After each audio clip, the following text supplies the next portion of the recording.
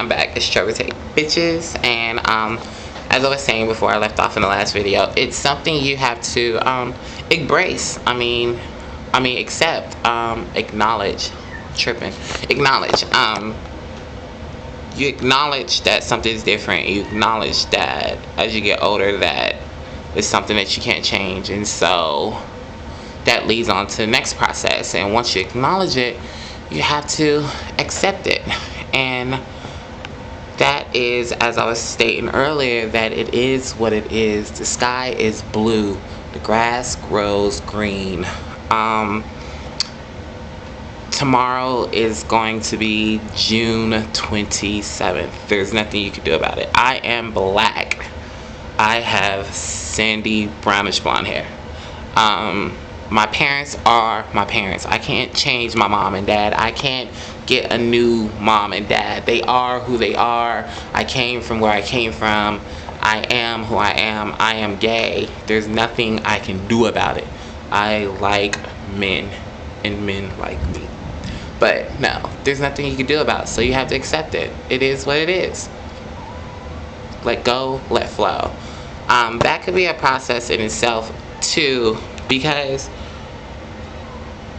sometimes you feel once you accept it, or if you do accept it, you're giving in to being gay. And a lot of things come with that, the lifestyle, or who you think you have to be gay. Some people think I'm automatically gotta get in the club scene. You automatically gotta be skinny. You automatically gotta have a tan or a flat stomach or muscles or wear Gucci glasses. You automatically gotta listen to this music. When it's not. It's who you are. The only thing that's different about you is that you like men, or you like the same sex, women, whatever the case may be. And in today's day, that's not even different. I mean, it's becoming like the norm. So there's a lot of things go through your mind when you're accepting it, that makes you kind of question yourself and question the world around you, because you don't know what you're doing. You don't know how to embark on this, especially when, I want to say now and today, in our society today, where the odds are against us. I mean, it's way easier. I was watching this documentary called gay sex in the 70s, and it's not a porno thing, but it was just talking about how it was to be gay in the 70s, and that was like, what, 40 years ago, 30 years ago, not that long ago, and it was so bad.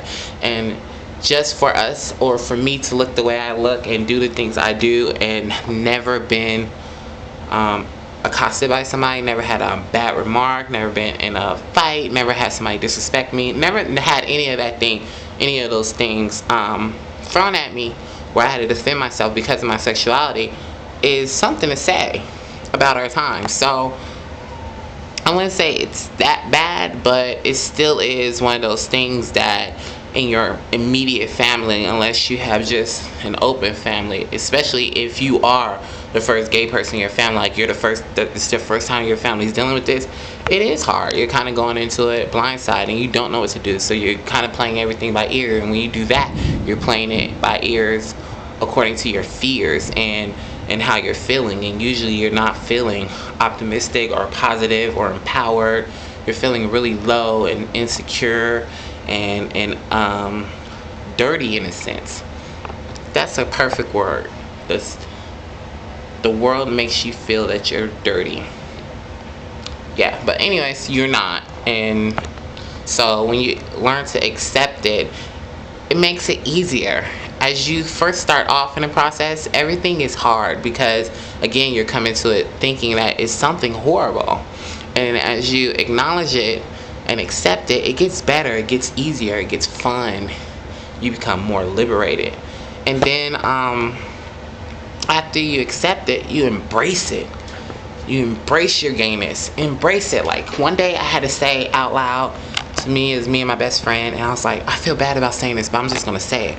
And I had to say, I love, I hope my parents are watching this, sucking dick. I mean, oh my God. It's the best thing to me. I love a man's chest. I love his hairy legs. I love his broad shoulders. I love his big hands. I love his masculine face. his big feet, his bubble ass, strong back, thick neck, hairy ears, thick eyebrows.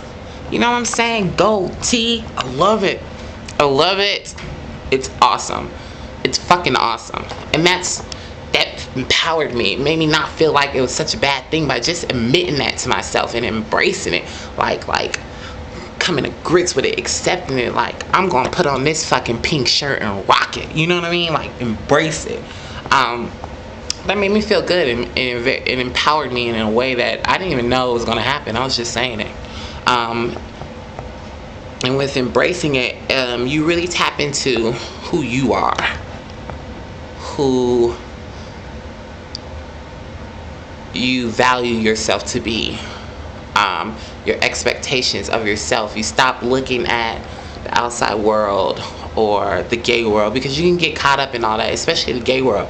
Like, the gay scene is, I think it could be very negative and very entrapping and very superficial and very overwhelming, because it's like we're all playing to live up to somebody else's standards of what we should be. And I think we as gay people do that because we feel that we have to have a high standards because we are looked at as the outcast. So we're saying to ourselves, we're not going to be the outcast, and we're going to show y'all we're not the outcast by doing things better, bigger and better.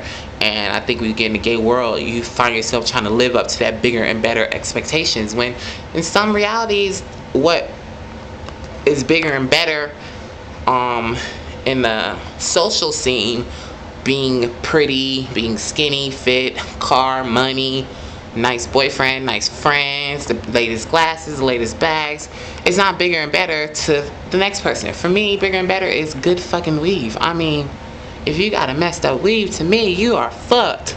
You know what I'm saying? If you got some good hair, you're good. So that's big and better to me. You know what I mean? Big and better to somebody else may be having a stable life, having a nice house, a car, a decent job, a secure job.